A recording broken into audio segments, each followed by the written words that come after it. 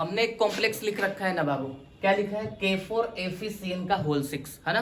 और मुझे क्या पता करना है, तो हाइब्रिडाइजेशन पता करना है। आ रही बात समझ में? ध्यान से सुनिए पहले मेरी बात। करना क्या है, तो मुझे ये बताइए कि CN कितने लोन पेयर देता है, तो आप कहेंगे 1 देता है। सुनिएगा मेरी बात ध्यान से, बोला नहीं आपको, 1 लोन पेयर कितने हैं बाबू, तो 6 है। तो कोऑर्डिनेशन नंबर कितना हो गया बाबू, 6। कोई दिक्कत किसी को इस बात से? कोऑर्डिनेशन नंबर 6 होगा बाबू। तो मैंने आपको बता रखा है कि हाइब्रिडाइजेशन क्या क्या हो सकता है, तो आप कहेंगे sp3d2 या d2sp3। आराम से, कौन सा होगा मुझे नहीं मालूम, मैं अभी आपके सामने आ जाएगा। अब मैं क्या करता हूं, सेंट्रल मेटल एटम पर चार्ज पता करता हूं। आ रही मेरी बात समझ में? आइए जरा। सर पोटेशियम पर +1 होता है, 4 पोटेशियम है तो प्लस का 4, तो इस कॉम्प्लेक्स पर माइनस का 4 चार्ज होगा। CN पर -1 का चार्ज होता है बाबू, 6 है तो माइनस का 6, और इसको बैलेंस करने के लिए यहाँ कितने चार्ज लेना पड़ेगा बाबू, प्लस का 2, यानी कि मैंने आयरन पर +2 का चार्ज ले रखा है। कोई दिक्कत किसी को इस बात से? बाबू आयरन का एटॉमिक नंबर मेरे हिसाब से 26 होता है।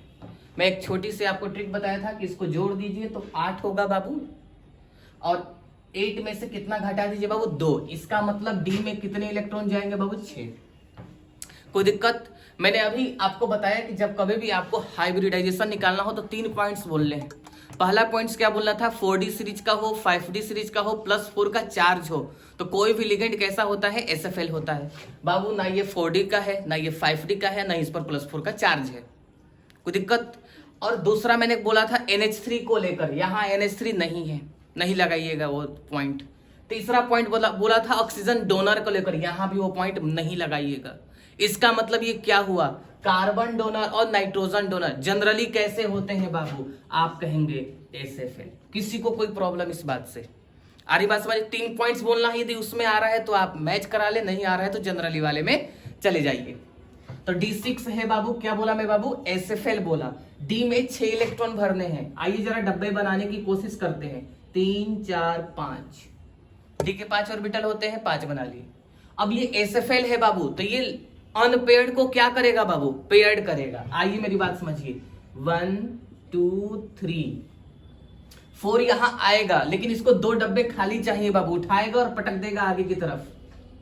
4, फिर 5, फिर ये कितने हो गए बाबू, 6। इसका मतलब 2 डब्बे खाली मिल गए इसको, यानी कि D6 है, SFL है। इसका मतलब हाइब्रिडाइजेशन क्या होगा बाबू, D2sp3 होगा। किसी को कोई प्रॉब्लम इस बात से? मैं पूछूंगा, ए बाबू ज्योमेट्री बताओ, तो आप कहोगे सर D2sp3 रहे चाहे sp3d2 रहे, तो हमेशा कैसा होता है ज्योमेट्री बाबू, ऑक्टाहेड्रल होता है। कोई दिक्कत किसी को इस बात से? अब इस थोड़ा से ऑर्बिटल को ध्यान से देखिए, इस इलेक्ट्रॉन को, कि सारे के सारे पेयर्ड हैं क्या? इसका मतलब आप कहेंगे सर ये डायामैग्नेटिक है। कोई दिक्कत किसी को इस बात से? सर सारे के सारे पेयर्ड है, इसका मतलब म्यू कितना होगा बाबू, 0 होगा, क्योंकि इसमें कोई अनपेयर्ड है ही नहीं। कोई दिक्कत इस बात से? चलिए जी, अब मुझे बताइए, इसको घूरिए ध्यान से जरा। अब बताइए मुझे, ये इनर ऑर्बिटल कॉम्प्लेक्स है कि आउटर ऑर्बिटल कॉम्प्लेक्स है? आप कहोगे सर D पहले आ रहा है, इसका मतलब ये कॉम्प्लेक्स कैसा होगा, इनर ऑर्बिटल कॉम्प्लेक्स होगा। कोई दिक्कत है तो बोलिए हाँ। डन है? इतने सारे पॉइंट्स कवर हो जाएंगे।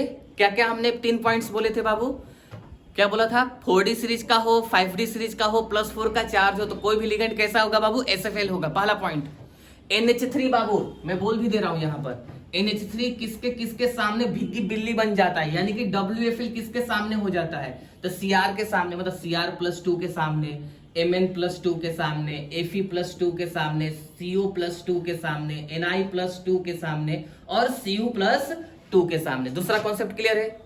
तीसरा हमने लाइन क्या बोला था, ऑक्सीजन डोनर बाबू बाघ बन जाता है, कब, यानी कि SFL बन जाता है, कब होता है ऐसे WFL है, लेकिन कब शेर बाघ बन जाएगा बाबू, जब वो किसके सामने हो, तो Cu+2 के सामने हो, चाहे CO+3 के सामने हो।